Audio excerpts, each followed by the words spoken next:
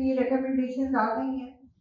तो कोशिश करेंगे कि इन आंसुओं को हम अपनी ताकत बनाएं। यहाँ पर जो आंसू बहाए गए हैं, जो लोगों के दिल दुखी हैं, उसको एक एनर्जी में कन्वर्ट करें और बहुत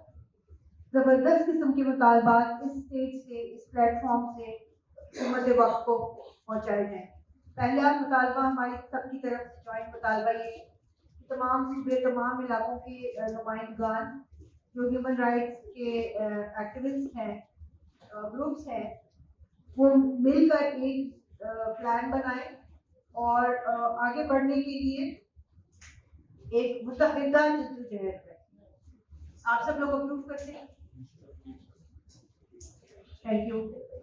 नेक्स्ट हमारा मुतालबा ये है कि एक डोमेस्टिक लॉ, जो कि शील मजारी साहबा ने भी कहा था कि ये कानून बन चुका है इन्फोर्स डिसअपीयरेंस को एड्रेस करने के लिए, और उसमें वो सामने लाया जाए और स्टेक होल्डर्स के साथ वो डिस्कस हो, और उसमें ये बात भी शामिल हो कि जो परपेट्रेटर्स हैं, जो ये करते हैं जबरी गुमशुदगी, उनको भी अकाउंटेबल किया जाए। आप लोग अप्रूव करते हैं? ठीक है। थर्ड ये कि साइन एंड रेटिफाई 2010 का यूनाइटेड नेशंस कन्वेंशन है और इन्फोर्स डिसअपीयरेंस, वो उसको पाकिस्तान साइन करे और रेटिफाई करे। Approve. Journalist are not fees conditional to freedom of parliament and तो जो जर्नलिस्ट हैं और पार्लियामेंट है या जो भी जो लोग कर रहे हैं, उनके साथ मिलकर चला जाए और तमाम civil society, lawyer forum, journalist, उन सबको अपनी जद्दोजहद में शामिल किया जाए। प्रेजेंट कमीशन ऑफ इंक्वायरी जो है उसको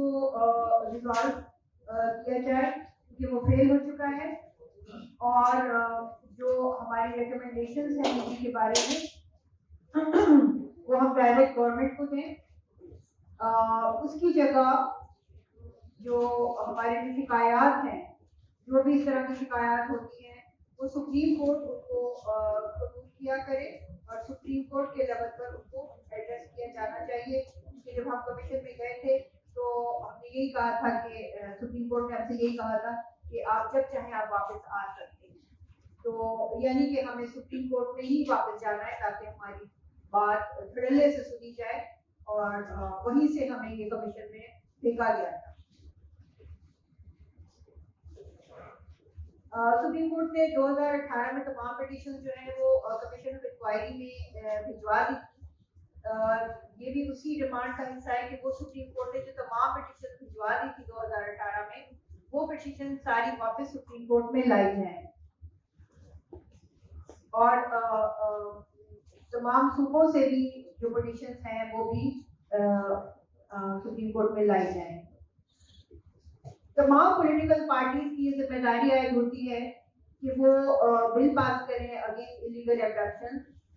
नेशनल असेंबली में और सेनेट से पास करवाएं, और वो इन ग्रुपों का साथ दें जो कि वो ग्रुप हैं जो कि विक्टिम्स के खुद बनाए गए हैं और अपने ओन पर वो एक मुतहदा जद्दोजहद कर रहे हैं, एक आईनी जद्दोजहद कर रहे हैं, रूल ऑफ लॉ लाने की कोशिश कर रहे हैं। तो तमाम पॉलिटिकल पार्टीज का ये फर्ज बनता है कि उनको सपोर्ट करें। पाकिस्तान में जो अदलिया है वो इस इशू को सेंसिटाइज करे और अपनी पावर को इस्तेमाल करे और ज़्यादा प्रोएक्टिव होकर अपने जो ऑर्डर्स हैं वो दिए जाएं। उनको डरने की ज़रूरत नहीं है क्योंकि ये एक ऐसा इंस्टीट्यूशन है जो सबसे ज़्यादा बेहतर तौर पर इस इशू को एड्रेस कर सकता है।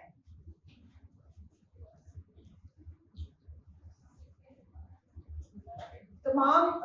इन्फोर्स डिसअपीयर्ड जो भी लोग हैं उनको फौरी तौर पर सर्विस किया जाए, सामने लेकर आया जाए और उन्हें अदालतों में पेश किया जाए, उन्हें फेयर ट्रायल का मौका दिया जाए। जो भी बेगुनाह हैं उनको फौरी तौर पर रिहा किया जाए। प्रोविंशियल हाई कोर्ट और इस्लामाबाद हाई कोर्ट ने बहुत अच्छे मुस्तहसन अहकाम जारी किए थे, जिसमें उन्होंने कहा था कि जो 300 एलिज्ड विक्टिम्स थे आर्मी कोर्ट्स के, उनको रिहा करने का ऑर्डर दिया था, कॉम्पेंसेशन अवार्ड दी थी और जो जिम्मेदारान है उनके पर फाइन लगाए गए। ये तमाम ऑर्डर हुकूमत इनके खिलाफ सुप्रीम कोर्ट जा चुकी है और उनके खिलाफ अपीलें करती हैं कि तमाम ऑर्डर वापस बहाल किए जाएं और जो इनके खिलाफ अपीलें हैं वो हुकूमत फौरी तौर पर वापस ले।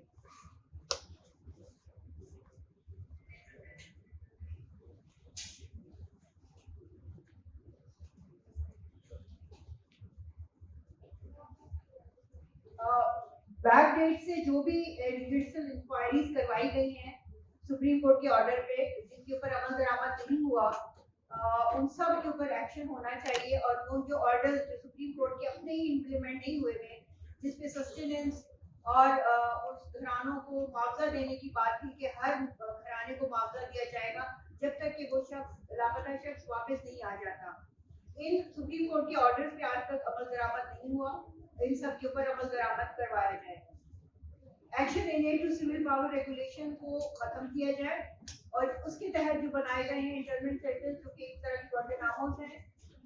उन सबको भी तहलील करते हुए अगर उनमें पाए जाने वाले कैदी ने कोई जुर्म किया है या कुछ उसका ट्राई किया जाए, वरना उनको रेगुलर जेलों में मुंतकिल करके उनके केसेस चलाए जाए ताकि दूध का दूध हो पानी का पानी हो और वो लोग ड्यू प्रोसेस मिलकर रिहा हो जाए। पाकिस्तान की ह्यूमन राइट्स रिकॉर्ड के मुताबिक यूनिवर्सल पीरियोडिक रिव्यू 2022 में होने हैं और उसमें अगर पाकिस्तान ने ये लॉ उस वक्त तक पास ना किया यानी अगले साल तक, तो पाकिस्तान के लिए मुश्किलात बढ़ सकती हैं। तो हम हुकूमत को ये दावत देते हैं कि 22 के आने से पहले पहले आप ये जो इनैक्टमेंट ऑफ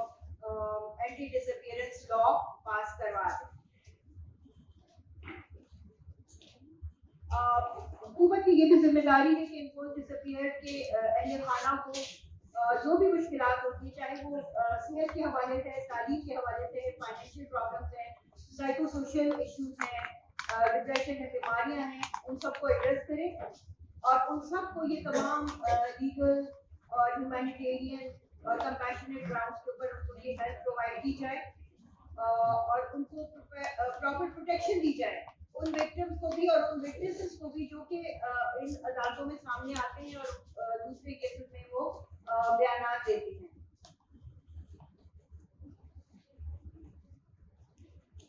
ये फिर वक्त ये सिफारिशात मुरतब हुई है, इसमें और भी इजाफा जारी रखेंगे। जी पहला आपका पॉइंट है ना मुश्तरका जो जजेस के लिए,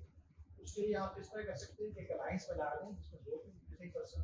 डिफेंस ऑफ राइट्स और एशिया जो मिसिंग पर्सन है, ये तीनों जो मतलब जो ऑर्गेनाइजेशन काम कर रही है उनको एक फॉर्म दे दें या कोई दूसरी गवर्नमेंट को स्ट्रक्चर है। इसमें मैं एक बात करूँ